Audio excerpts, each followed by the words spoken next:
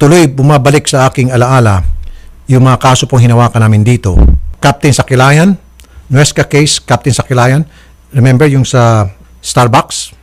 And then, isa pa yung Favor family na pinagkamalang nagsusugal at kinulong. Bakit kapag mga pulis ang involved, it has to be investigated.